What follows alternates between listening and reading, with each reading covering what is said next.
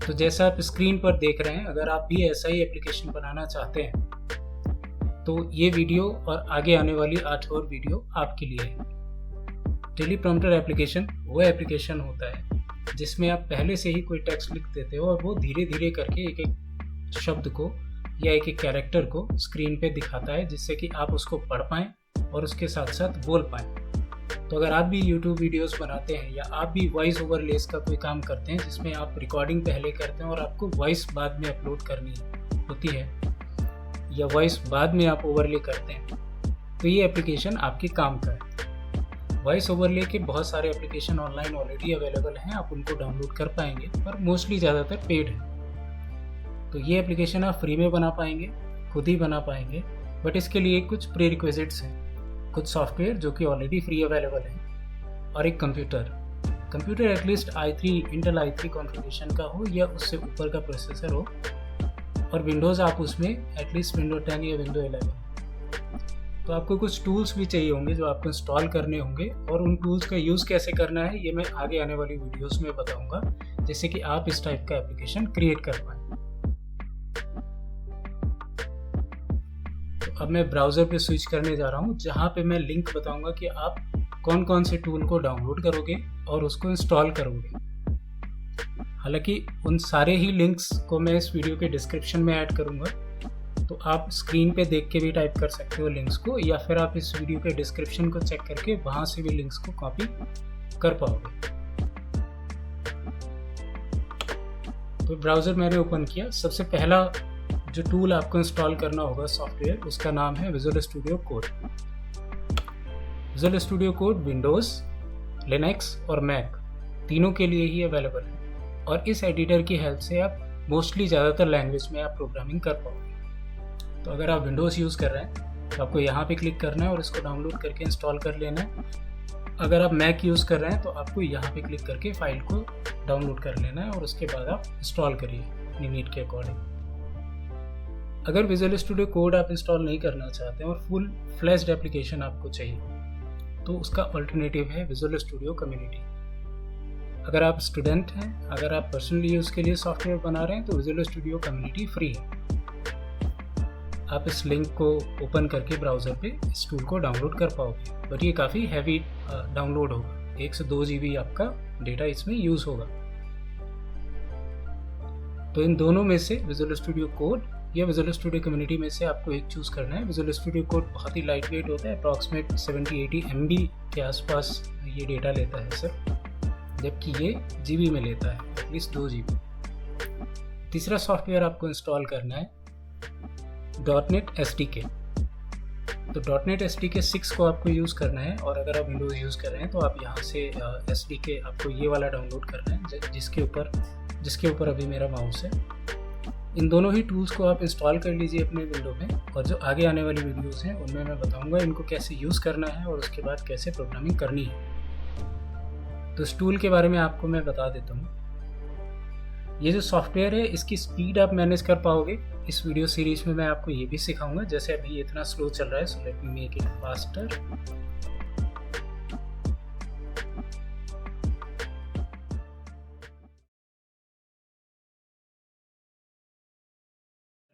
तो visual studio को machine पे ओपन करना है। विजुअल स्टूडियो मशीन पे ओपन होने के बाद आपको create a new project option पे क्लिक करना है, बटन पे क्लिक करना है। इसके बाद आपको सर्च बॉक्स के थ्रू कंसोल ऐप सर्च करना है और कंसोल ऐप को सिलेक्ट करके नेक्स्ट बटन पे क्लिक करना है। लोकेशन में आप अपने प्रोजेक्ट की लोकेशन को सेट कर पाओगे, और जो भी मीनिंगफुल नाम आप अपने प्रोजेक्ट को देना चाहते हो वो प्रोजेक्ट नेम के अंदर आपको सेट करना है, और इसके बाद नेक्स्ट बटन पे क्लिक करना है। यहाँ आपको .NET 6 ही सिलेक्ट करना है और क्रिएट पे क्लिक करना है। तो सबसे पहले हम प्रोजेक्ट में 2 क्लासेस को ऐड कर लेंगे। पहली क्लास का आप कोई भी मीनिंगफुल नाम दे सकते हो जो आपको ठीक लगे। फिलहाल मैं इस क्लास को नाम देने जा रहा हूँ टेलीप्रॉम्प्टर कंसोल।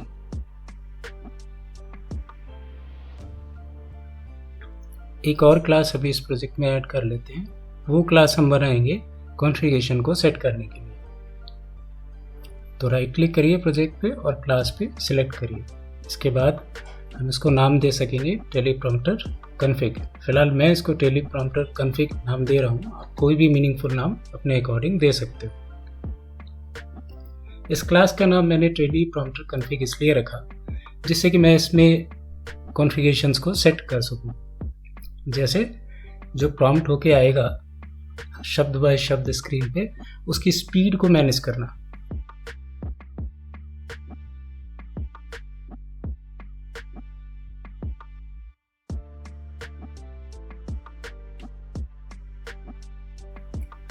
तो ये एक मैंने प्रॉपर्टी ऐड कर दी, डिले इन मिली सेकेंड्स, जो कि 200 मिली सेकेंड है इनिशियल स्पीड। इसको आप मैनेज कर पाओगे ग्रेटर देन या लेसर देन के सिंबल से। एक मैं मेथड क्रिएट कर रहा हूँ पब्लिक वाइड अपडेट डिले, और इसमें एक पैरामीटर मैंने पास किया है int increment.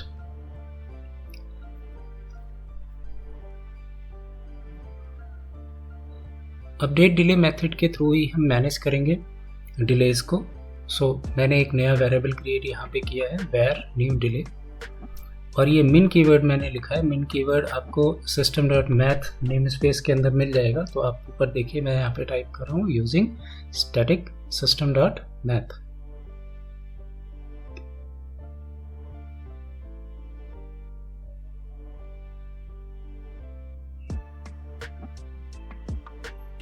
Name space use करने के बाद जो हमने वेरिएबल क्लियर किया था where new delay min, min के आगे हमने पैरेंथेसिस यूज किया, और इसके अंदर अब हम पैरामीटर पास करेंगे इसके सिग्नेचर के लिए। तो मैथ क्लास का जो min मेथड है उसको हम अभी फिलहाल मैं 2 वैल्यूज पास कर रहा हूँ। पहली delay in milliseconds plus increment, दूसरी वैल्यू थाउजेंड्स जो वैल्यू है वो मिली सेकेंड्स के अंदर है।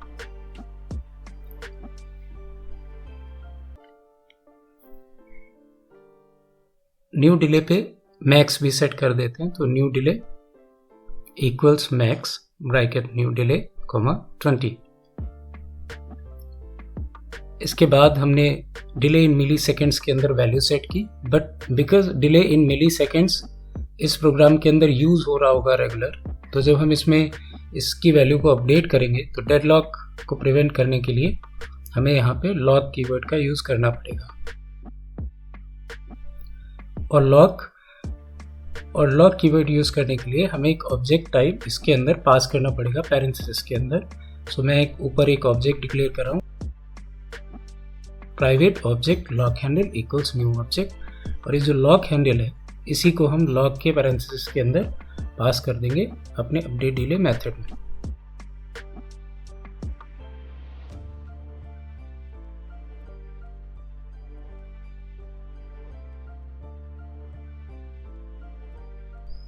एक और मैंने प्रॉपर्टी यहाँ डिक्लेयर की, पब्लिक बूल डन गेट प्राइवेट सेट। इस प्रॉपर्टी की वैल्यू को सेट करने के लिए एक मेथड यहाँ पे डिक्लेयर कर लेते हैं जो कि पब्लिकली एक्सेसिबल होगा। Public wide set done equals true.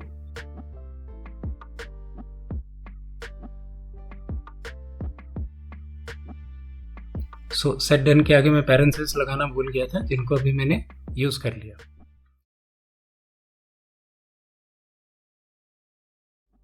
इस क्लास में अभी भी कुछ अनयूज्ड नेम स्पेसेस डिक्लेयर थे जो मैंने जस्ट अब डिलीट किए। अब मैं स्विच कर लेता हूँ टेलीप्रॉम्प्टर कंसोल एप्लीकेशन के ऊपर। इस क्लास के अंदर हम 4 मेथड्स को बनाएंगे। पहला मेथड मैं डिक्लेयर करने जा रहा हूँ जो कि होगा public static async task run teleprompter.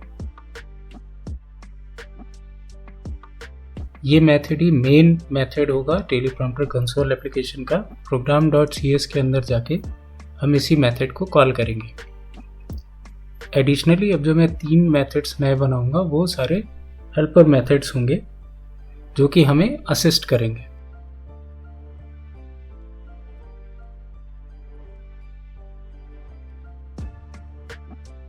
पहला हेल्पर मेथड है शो टेलीप्रॉम्प्टर। ये भी असिंक टाइप का है और इसका भी हम रिटर्न करेंगे टास्क। सिग्नेचर में ये एक टेलीप्रॉम्प्टर कॉन्फ़िग टाइप का पैरामीटर ले रहा है।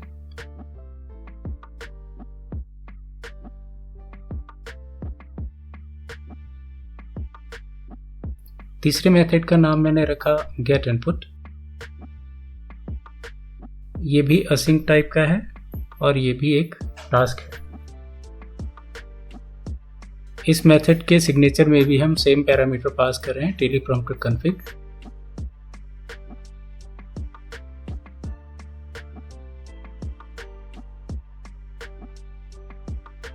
फाइनल मेथड जो मैं क्रिएट कर रहा हूँ ये है रीड फ्रॉम मेथड, और ये फाइनल मेथड है, फोर्थ मेथड है टेलीप्रॉम्प्टर कंसोल एप्लीकेशन का। तो इस क्लास का जो मेन मेथड होगा वो होगा run teleprompter. In so read from method, basically इस मेथड के अंदर हम एक टेक्स्ट फाइल से डेटा पढ़ेंगे। ये वही डेटा होगा जो हम टेलीप्रॉम्प्टर ऐप के थ्रू स्क्रीन पर प्रिंट कराना चाहते हैं। तो इसके लिए मैंने एक नलेबल स्ट्रिंग टाइप का वेरिएबल डिक्लेयर कर दिया है लाइन। मेथड है हमारा private static I enumerable string read from, और एक पैरामीटर है स्ट्रिंग फाइल। तो स्ट्रिंग फाइल में हम पाथ पास करेंगे उस फाइल का जिससे हम डेटा पढ़ना चाहते हैं। तो पहला वेरिएबल डिक्लेयर करने के बाद लाइन नंबर 29 पे मैं यूजिंग स्टेटमेंट लिख रहा हूँ। इसके अंदर मैंने file dot open text, file system.io name space की बिल्ट इन क्लास है, और ओपन टेक्स्ट इसका एक मेथड है जिसके अंदर हमने जो फाइल से हम डेटा पढ़ना चाहते हैं उसका पाथ पास कर दिया है। इसको यूजिंग स्टेटमेंट में यूज करने से ये होगा कि जब ये पूरा ऑपरेशन कंप्लीट हो जाएगा तो मेमोरी ये ऑटोमेटिक कलेक्ट हो जाएगी। उसके अंदर मैंने लिखा वाइल लूप के अंदर मैंने लिखा reader dot read line does not equals null. So जब तक कि रीडर हमारा रीड करता रहेगा फाइल से डेटा, जब तक कि वहां डेटा है तब तक ये लूप चलता रहेगा, और हर एक आइट्रेशन पे जो डेटा है रीड होके जो आया है वो लाइन नाम के वेरिएबल में चला जाएगा। अब लाइन को हमने स्प्लिट किया वाइट ब्लैंक स्पेस से, तो लाइन, इसके लिए मैंने यूज किया है where words equals line dot split bracket single quote and then semicolon. So इसमें हमने पूरी लाइन को अलग अलग वर्ड्स में, अलग अलग शब्दों में तोड़ दिया। उसके बाद फॉर ईच लूप लगाया, और ये हमारा जो स्प्लिट होने के बाद जो हमको डेटा मिला इसमें से हर एक शब्द को हमने पढ़ना स्टार्ट किया फॉर ईच लूप की हेल्प से, और रिटर्न किया हमने ईल्ड के साथ हमको रिटर्न करना पड़ेगा। सो ईल्ड रिटर्न वर्ड प्लस एक ब्लैंक वाइट स्पेस। तो हम शब्द को लौटा भी रहे और उसके बाद हम एक ब्लैंक वाइट स्पेस भी लगा रहे हैं, और इसके बाद हमने लाइन की जो लेंथ है उसको हम बढ़ाने वाले हैं। अब तो जो भी पहले की लाइन की लेंथ हो उसमें शब्द की लंबाई, मतलब शब्द के अंदर कितने कैरेक्टर हैं, वर्ड डॉट लेंथ +1। सो इतना हमने लाइन के ऊपर और ऐड कर दिया। सपोज अगर पहले लाइन 1 थी और हमारे शब्द की लंबाई 4 है, तो अब जो नई वैल्यू लाइन लेंथ में आएगी वो हो जाएगी 6, क्योंकि 1 पहले का, 4 नए वर्ड की लेंथ +1 तो टोटल 6। तो अब हमने दूसरी कंडीशन लगाई कि अगर लाइन की लेंथ 70 से ज्यादा है then return environment dot new line. तो क्या हो कि बहुत ज्यादा हमको लंबी लंबी लाइनें नहीं प्रिंट करनी, हमने उस पर रेंज लगा दी कि 70 वर्ड से ऊपर जब भी होगा, 70 से ऊपर होगा, तो हमारा सिस्टम जो है ऑटोमेटिक न्यू लाइन में डेटा इंसर्ट करना स्टार्ट कर देगा। और दोबारा से लाइन की जो लेंथ है, क्योंकि न्यू लाइन में अब डेटा आ जाएगा तो उसकी लेंथ भी हमको रीसेट करनी पड़ेगी, तो वो 0 होगी।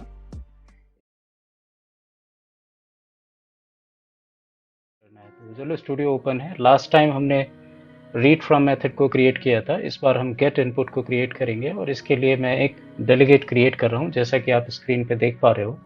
सो डेलीगेट हमने चूज किया एक्शन टाइप का। एक्शन एक बिल्ट इन डेलीगेट है .NET का। इस वेरिएबल का एक नाम हम रख देंगे वर्क, या आप कोई भी मीनिंगफुल नाम इसका रख सकते हो। इसके बाद हमको डेलीगेट डिक्लेयर करना है। तो डेलीगेट डिक्लेयर करने के लिए बेसिकली हम एनोनिमस फंक्शन डिक्लेयर करते हैं, और इस टाइप से आप डिक्लेयर कर सकते हो। इसके बाद मैंने इसमें डू वाइल लूप का यूज किया है।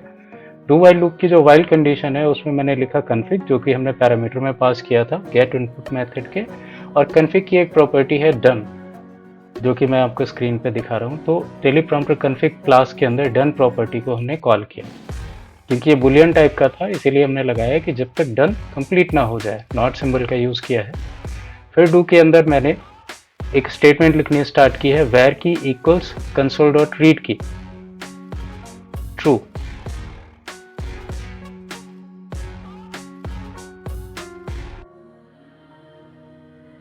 तो console.read की ट्रू का मतलब है कीबोर्ड से हम हर उस इनपुट को मैप करेंगे जो भी यूजर प्रेस करेगा। तो टेलीप्रॉम्प्टर एप्लीकेशन यूजर इंटरफेस पे जो इन्फॉर्मेशन को शो करेगा जो आप दिखाना चाहते हो, उसकी स्पीड को बेसिकली मैनेज करने के लिए ये कैरेक्टर्स को हम रीड करेंगे और देखेंगे अगर यूजर ने ग्रेटर देन सिंबल को पुश किया तो इम्पैक्ट क्या आना चाहिए, और अगर यूजर ने लेसर देन सिंबल को पुश किया तो उसका इम्पैक्ट क्या आना चाहिए।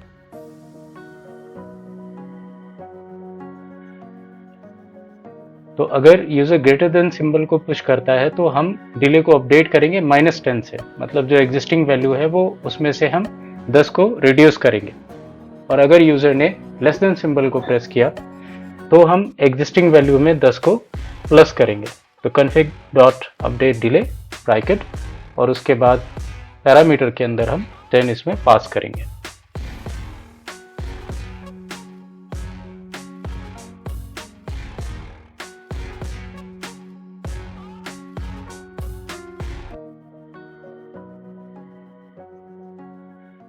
अब एक एल्स इफ कंडीशन मैंने और लगाई और इसमें मैं चेक कर रहा हूँ कि अगर यूजर कीबोर्ड पे X प्रेस करता है, चाहे कैपिटल फॉर्मेट में या स्मॉल में, तो जो हमारा अपडेट हमने जो डिले किया है वो हम सेव कर दें।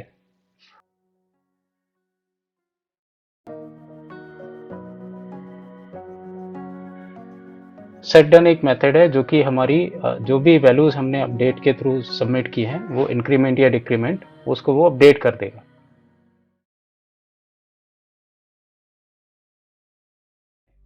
तो इस मेथड में हम फाइल को डिक्लेयर करेंगे, उसके अंदर कुछ डेटा रखेंगे और उसके बाद उसका पाथ स्पेसिफाई करेंगे, जो कि ऑब्वियसली हम लोग हार्ड कोडेड कर रहे हैं और आप इसी फाइल के थ्रू डेटा पढ़ोगे और स्क्रीन पे शो करोगे। तो मेथड के अंदर मैंने पहला वेरिएबल डिक्लेयर किया var words equals read from method हम ऑलरेडी डिजाइन कर चुके हैं इस वीडियो सीरीज में, आप पुरानी वीडियोस को देखिए। सोल्यूशन पे प्रोजेक्ट पे राइट क्लिक करके मैंने एक नई फाइल को मैं ऐड करने जा रहा हूँ। सर्च बॉक्स में मैंने टेक्स्ट सर्च किया, टेक्स्ट फाइल को सिलेक्ट किया, कोई भी मीनिंगफुल नाम इस फाइल को दे सकते हो। मैं इसका नाम अभी quote.txt रखने जा रहा हूँ। इसके अंदर मैंने पहले से ही रिटर्न कुछ कोट्स को पेस्ट कर दिया है और इस फाइल को सेव कर दिया है। अब चलिए आगे का कोड जो हमारे मेथड का है वो हम लिख लेते हैं एक बार।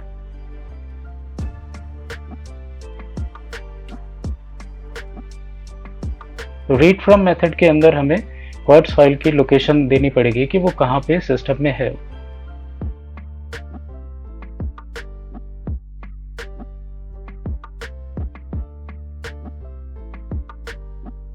फाइल के पाथ को कॉपी करने के बाद मैंने यहाँ इसको पेस्ट किया। अब फाइल का जो नाम है quotes.txt इसको फाइल के नाम से कॉपी कर लेंगे और वापस से पाथ में पेस्ट कर देंगे। तो रीड फ्रॉम मेथड को हमने पैरामीटर में पास कर दिया स्ट्रिंग और वो स्ट्रिंग कंटेन कर रही है हमारे quotes.txt फाइल का पाथ, और ये मेथड हमको रिटर्न कर देगा एक कलेक्शन जो कि शब्द होंगे, ढेर सारे शब्द, वर्ड्स। हमें एक एक शब्द को पढ़ना है और उसको प्रिंट कराना है, लेकिन उससे पहले हमें कुछ कंडीशन भी चेक करनी है कि हमें कब शब्द प्रिंट कराना है और कब प्रिंट नहीं कराना है या उसको कैसे हैंडल करना है। तो इसके लिए मैंने लिखा console.write और राइट के अंदर मैंने लिखा वर्ड। तो console.write वर्ड का मतलब है कि स्क्रीन पे हम शब्द को प्रिंट कराएंगे। अब हमने इफ कंडीशन लगाई। इफ कंडीशन के अंदर मैं लिख रहा हूँ not string dot is null और वाइट स्पेस। अगर जो हमारी स्ट्रिंग है वो नल है या फिर उसके अंदर ब्लैंक स्पेसेस हैं वर्ड्स के अंदर, तो हमको क्या करना है, then we need to await, और मैंने टास्क डॉट डिले को कॉल किया है। डिले के अंदर config dot delay in milliseconds. तो जो मिली सेकेंड्स का डिले है, मतलब एक शब्द आया उसके बाद वाइट स्पेस आया और वाइट स्पेस के बाद अगर दूसरा शब्द आया तो उन दोनों शब्दों को आने के बीच का जो समय है उसमें कितना डिले हमको रखना है वो मैंने यहाँ पे config की हेल्प से कॉल कर लिया और config डॉट सेट डन को क्लिक किया। नेक्स्ट, तो इस पार्ट में हम एक मेथड क्रिएट करेंगे और वो मेन मेथड होगा जिसकी हेल्प से हम टेलीप्रॉम्प्टर ऐप को रन करेंगे। तो मेथड का नाम है रन टेलीप्रॉम्प्टर। बहुत सिंपल मेथड है। इसके अंदर जो हम पहले से मेथड्स बना के आए हैं उनकी हमको कॉलिंग करनी है। तो सो टेलीप्रॉम्प्टर के अंदर मैंने एक var config नाम का वेरिएबल लिया और टेलीप्रॉम्प्टर config जो क्लास है हमारी उसका एक ऑब्जेक्ट क्रिएट किया। इसके बाद मैं एक और वेरिएबल अब क्रिएट कर रहा हूँ, where display task equal show teleprompter, और शो टेलीप्रॉम्प्टर के अंदर हमें कॉन्फ़िग पास करना है, जो मैं अभी आगे 2-3 लाइन के बाद पास करूँगा। एक और टास्क हमने क्रिएट किया, where speed task. Speed task वो टास्क होगा जिसकी हेल्प से हम मैनेज करेंगे कि यूआई पे जो स्पीड है प्रिंट आउट की वो कितनी रहनी चाहिए टेलीप्रॉम्प्टर ऐप के अंदर। स्पीड टास्क के लिए मैंने गेट इनपुट मेथड को कॉल किया और कॉन्फ़िग को पास किया। सिमिलरली शो टेलीप्रॉम्प्टर एप्लीकेशन में भी कॉन्फ़िग को पास किया।